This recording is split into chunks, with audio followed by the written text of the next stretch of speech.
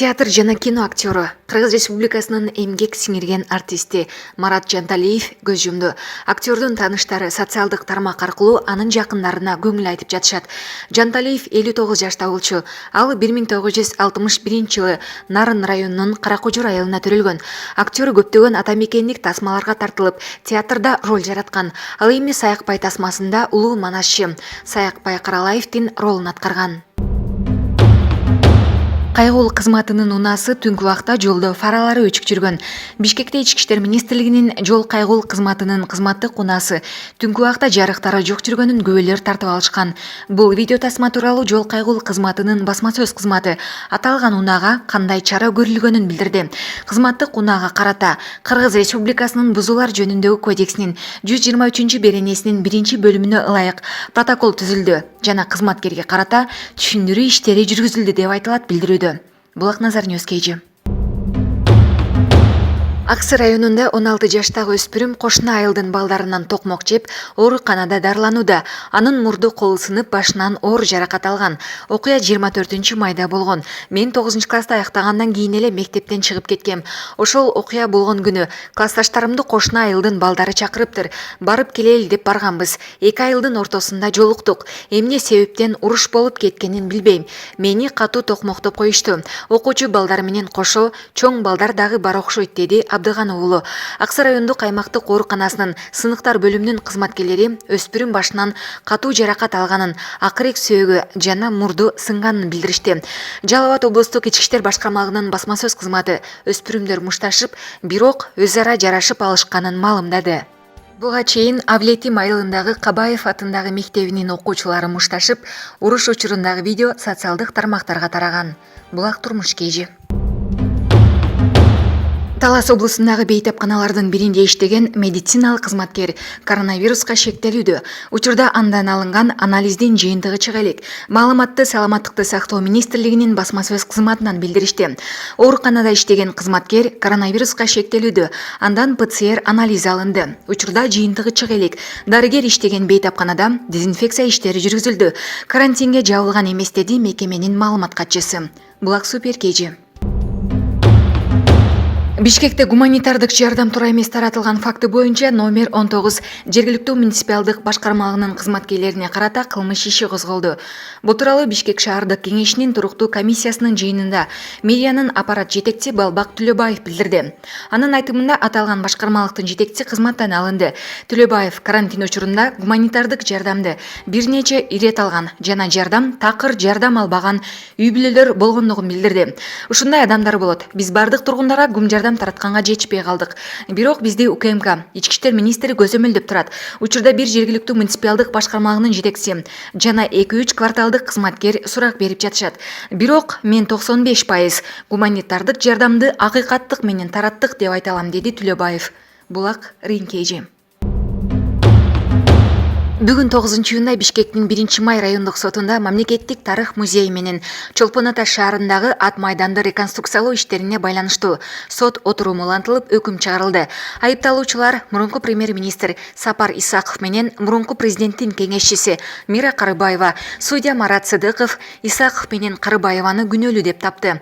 Мурунку премьер-министр Сапар Исаков кылмыш жаза кодексиндеги 319 берененин 2-бөлүмү боюнча күнөөлүү деп табылып, эркинен ажыратылды. Ошондой эле ал келтирилген чыгым 247 миллион 650 миң сомду төлөп бериши керек.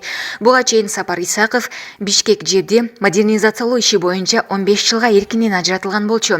Президенттин аппаратынын жарандык өнүктүрүү, диний жана этникалык саясат бөлүмүнүн мурунку башчысы Мира Карыбаева жаза кодексиндеги 320 берене менен күнөөлүү деп табылды.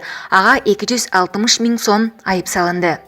Тарых музей менен ат майданды реконструкциялоого байланышкан иш боюнча мурунку 6 чиновникке 303 берене менен айып тагылган. Ал эми мамлекетке келтирилген жалпы чыгым 247 миллион сом болгон.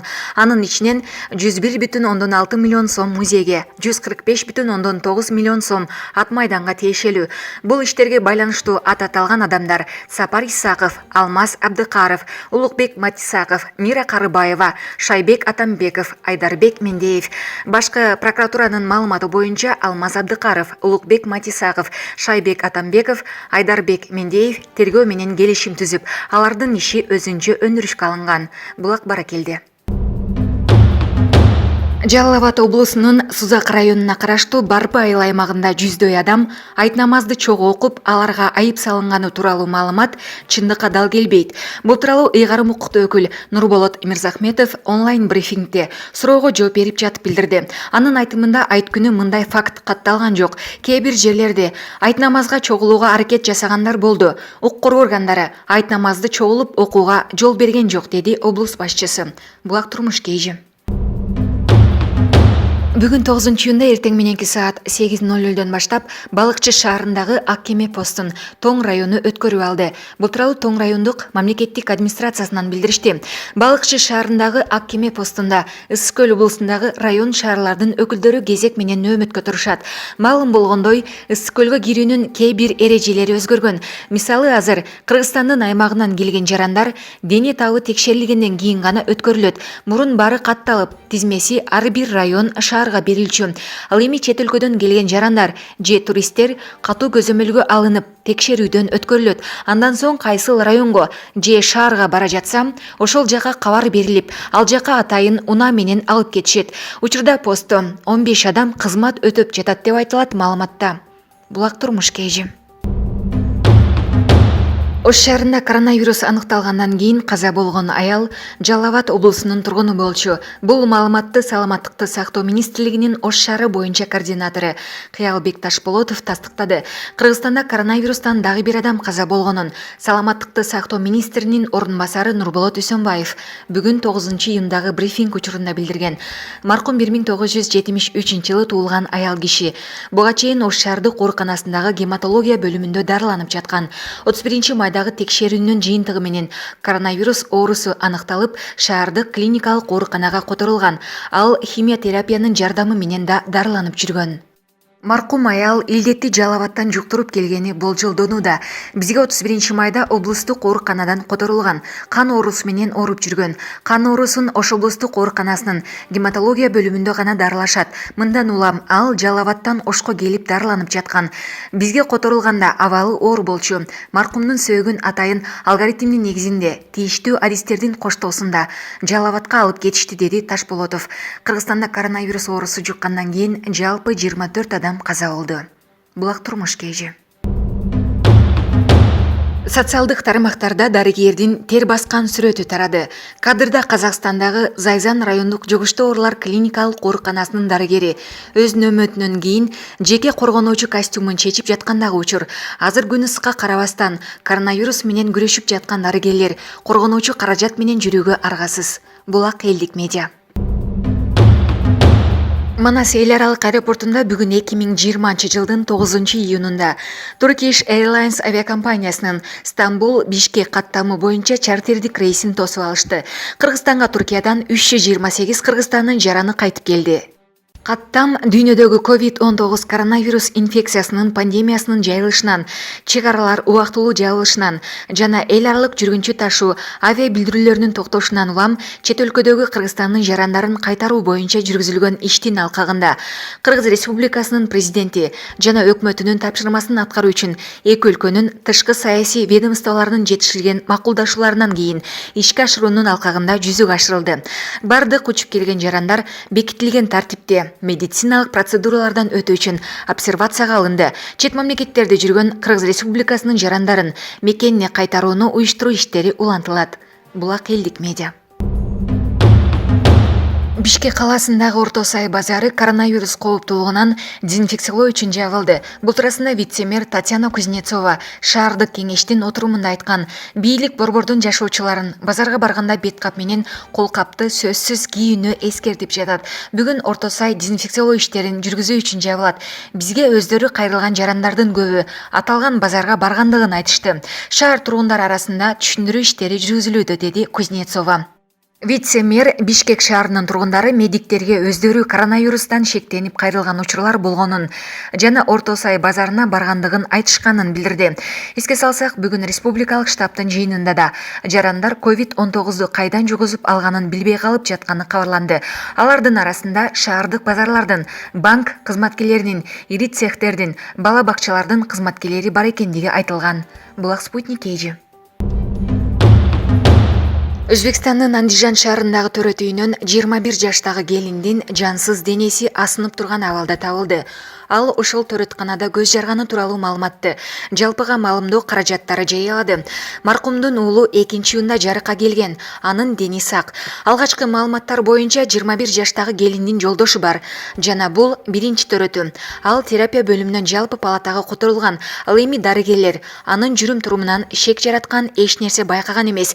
Бирок аны менен бир палатага жайгаштырылган аялдар маркум көпкө чейин бир жерди карап турганын, буюмдарды чачканын көрүшкөн. Анын денеси 7-июнда төрөткананын имаратындагы жертөлөгө кире бериштен табылды. Учурда тергөө иштери жүрүп жатат. Булак Баракелди. Кара Балтада адам өмүрүнө коркунучтуу жандык пайда болду. Ал тууралуу эмне белгилүү? Кара Балта шаарынын тургундары парктардан жана гүл бакчалардан чоң эшек арыларды көрүшкөн. Биз парктарда сейилдеп жүрүп, чөптүн үстүнөн бир жандыкты байкадык. Ага жакын барып, тынбай кыймылдап жаткан чоң курт кумурскалардын тобун көрдүк. Ошол эле маалда жагымсыз жыт жыттанды, деди шаар тургуну Айгүл. Жергиликтүүлөр бул курт кумурскалар адамдар үчүн коркунучтуу деген суроону берип жатышат. Бул суроого эколог Александр Сидоренко жооп берди. Анын айтымында шаар тургундары көргөн курт кумурскалар эшек арылар деп аталат. Алар сары арылардын бир урусу болуп саналат. Кыргызстанды байырлаган эшек арылардын көлөмү 2 сантиметрден 3,5 сантиметрге чейин жетет. Эшек арылардын ийнеси адамдар үчүн коркунучтуу. Адамды булардан башка уулу курт кумурскалар чакса, өлүмгө алып келиши мүмкүн. Ошондуктан аларга тийүүгө же кармоого аракет кылуунун кереги жок. Эшек арылардын уусу көп өлчөмдүү. Ацетилхолинди камтыйт. Арылар катуу чаккан учурда аллергиялык реакциялар, анафилактикалык шокко алып келиши мүмкүн. Мындай учурда жабырлануучуга медициналык ыкчам жардам берилбесе, ал өлүп калышы ыктымал, деди ал. Эшек арылар бүгүнкү күндө коркунучтуу курт кумурска катары эсептелинет. Эл арасында эшек ары 7 жолу чакса, жылкы 3 жолу чакса, чоң киши 2 жолу чакса, бала өлөт деген ишеним бар. Бирок муну тастыктаган факт катталган эмес. Ошентсе да эшек арыдан оолак болуу жакшы, деди ал. Булак Турмуш Кейжи.